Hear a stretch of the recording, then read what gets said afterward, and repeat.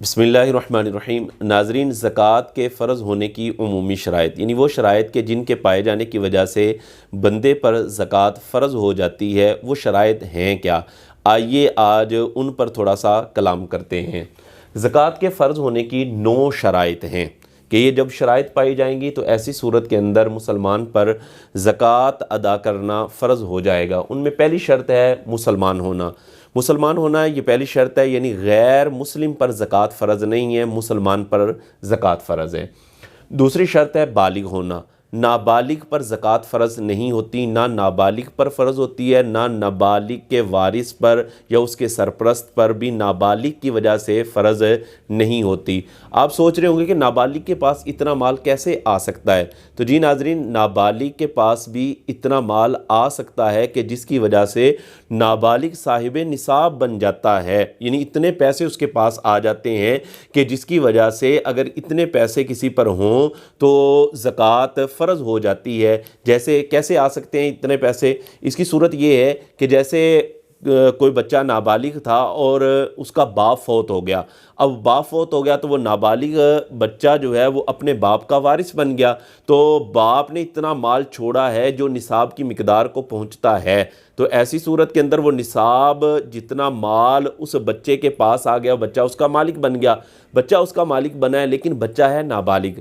बच्चा नाबालिग है तो ऐसी सूरत के अंदर जब वो नाबालिग है तो अभी उस पर ज़कात फ़र्ज़ नहीं होगी जब तक कि वो बालिग ना हो जाए। बालिग होगा तो ऐसी सूरत के अंदर फिर उस पर शराइत पाई जाएंगी तो उस पर ज़कात फ़र्ज़ होगी, वैसे ज़कात फ़र्ज़ उस पर नहीं होती। यानी नाबालिग पर ज़कात फ़र्ज़ नहीं है, बालिग होना ये ज़कात के लिए शर्त है। इसी तरह तीसरी शर्त है आकिल होना। आकिल होने से मुराद ये है समझदार होना, अक्लमंद होना।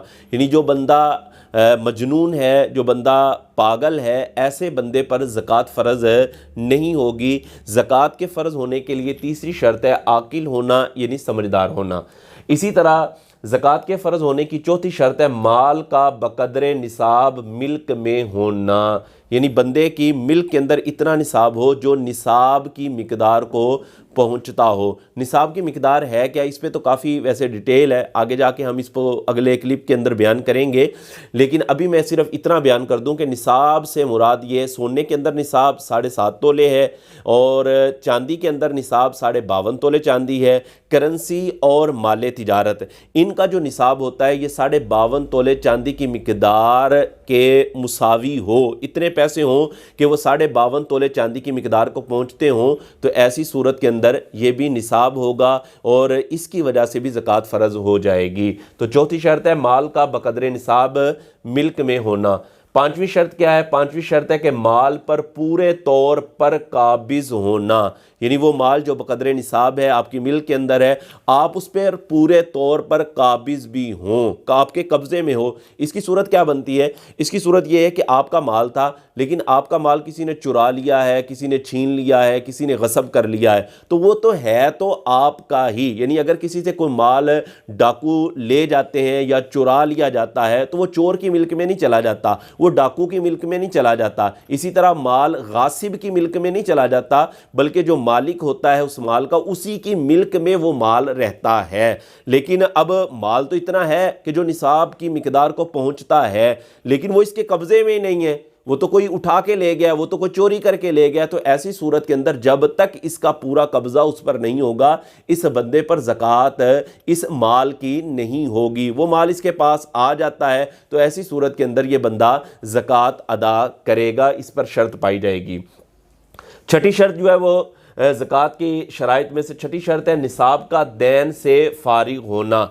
निसाब का दैन से फारिग होना, दैन से क्या मुराद है? दैन से मुराद वो माल होता है जो किसी बंदे के ज़िम्मे पर हो, चाहे वो कर्ज की सूरत में, यानी दस्ती उसने कर्ज लिया हुआ था, वो उसने देना है, वो उस पर लाजिम है, उसकी वजह से वो बंदा मकरूज है, या ऐसा है कि मार्केट से बंदे ने माल उठाया हुआ है और माल ऐसा उठाया हुआ है कि माल बिकेगा तो वो उसके पैसे अदा करेगा, उसकी कीमत देगा, यानी मार्केट के उसने पैसे देने हैं या कहीं और से उसने वैसे पैसे लिए हुए हैं वो उसने देने हैं। तो ऐसा है कि निसाब का दैन से, यानी जो इस बंदे के जिम्मे पर पैसे बनते हैं उससे वो बंदा फारिग हो। इससे इसकी वजाहत कुछ इस तरह भी बनती है कि बंदे के पास पैसे तो इतने हैं कि जो 52.5 तोले चांदी के मुसावी बनते हैं, लेकिन इस बंदे के ज़िम्मे पर कर्ज है या इस बंदे ने मार्केट से माल उठाया हुआ है, वो पैसे उसने अदा करने, और वो पैसे इतने हैं कि अगर ये बंदा वो मार्केट के पैसे अदा करता है यानी दुकानदारों को देता है, इसी तरह इस बंदे पर जो कर्जा है वो कर्जा अगर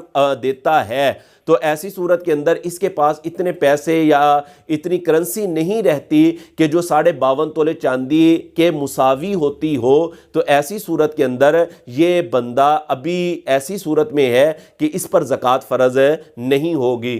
तो ज़कात की शराइत में से छठी शर्त जो है वो निसाब का दैन से फारिग होना है। इसकी 7वीं शर्त यह है कि निसाब का हाजत असलिया से फारिग होना, यानी जो निसाब इसके पास है, करेंसी है, चांदी है, सोना है या कोई सा भी जिसकी वजह से ये साहिब निसाब बन रहा है, तो वो निसाब ऐसा हो कि वो निसाब हाजत असलिया से फारिग हो। हाजत असलिया किसे कहते हैं? ज़िंदगी गुजारने में जिन चीज़ों की तरफ बंदे को हाजत और ज़रूरत होती है, यानी वो चीज़ें कि ज़िंदगी गुजारने में उनकी तरफ शदीद हाजत होती है, तो वो चीज़ें हाजत असलिया के अंदर आती हैं। इसकी तारीफ मैं दोबारा फिर आपके सामने रखता हूँ कि हाजत असलिया किसे कहते हैं? हाजत असलिया वो चीज़ें होती हैं कि ज़िंदगी गुजारने में जिन चीज़ों की तरफ बंदे को हाजत और ज़रूरत होती है, वो चीज़ें हाजत असलिया में आती हैं। इसकी काफ़ी सारी मिसालें हैं कि रहने का मकान है, सवारी के लिए गाड़ी है, सवारी के लिए मोटरसाइकिल है, इसी तरह घर में फ्रिज है, इसी तरह जो है वो दीगर चीज़ें आती हैं जिनकी ज़िंदगी के अंदर हाजत और ज़रूरत रहती है, वो हाजत असलिया में आती हैं। तो निसाब का हाजत असलिया से फारिग होना यानी वो माल ऐसा है कि उसकी अभी इसको ज़रूरत नहीं है, वो इसकी हाजत से ज़ायद माल रखा हुआ है। तो वो जब इतना माल है तो ऐसी सूरत के अंदर शर्त पाई जाएगी ज़कात के फ़र्ज़ होने की। ज़कात के फ़र्ज़ होने की 8वीं शर्त है माले नामी होना। माले नामी होने का क्या मतलब है? माले नामी होने का, नामी का माना होता है बढ़ने वाला माल, यानी वो माल ऐसा हो कि वो बढ़ने वाला हो। बढ़ने वाले माल कौन से होते हैं? जैसे सोना है, ये भी माले नामी है, चांदी है, ये भी माले नामी है, करेंसी है, ये भी माले नामी है, माले तिजारत है, ये भी माले नामी है, यानी इनसे माल बंदे का बढ़ता है। तो माले नामी होना ये भी ज़कात के फ़र्ज़ होने की शर्त है। 9वीं और आखिरी शर्त यह है कि साल का गुजरना, यानी सारी ये शर्तें पाई जाएं, बकदरे निसाब मालिक हो, उसकी मिल्क में हो और वो काबिज़ भी हो, ये सारी शर्तें पाई जाएं और फिर ऐसी सूरत में उस माल पर साल गुजर जाए, साल गुजरेगा, साल मुकम्मल होगा, तो ऐसे बंदे पर ज़कात फ़र्ज़ होगी। और साल के गुजरने में मैं ये बात बयान करता चलूँ कि साल के गुजरने में कमरी साल का एतबार है, ईसवी साल का एतबार नहीं है। जैसे बंदे पर शाबान की 5 तारीख में इतना माल आ गया कि जो उसकी हाजत असलिया से ज़ायद है और बकदरे निसाब है, तो अगली 5 तारीख तक यानी अगले साल की 5 शाबान पर साल मुकम्मल हो जाएगा। जैसे ही साल मुकम्मल होगा तो ऐसी सूरत के अंदर इस पर उस माल की ज़कात अदा करना फ़र्ज़ हो जाएगा, लाजिम हो जाएगा। अगर ताख़ीर करेगा तो गुनाहगार होगा। तो ये निसाब के हवाले से और दीगर गुफ्तगू हमने आपके सामने रखी। ये ज़कात की 9 शर्तें हैं, 9 शर्तें ये पाई जाएंगी तो ऐसी सूरत में ज़कात फ़र्ज़ हो जाएगी।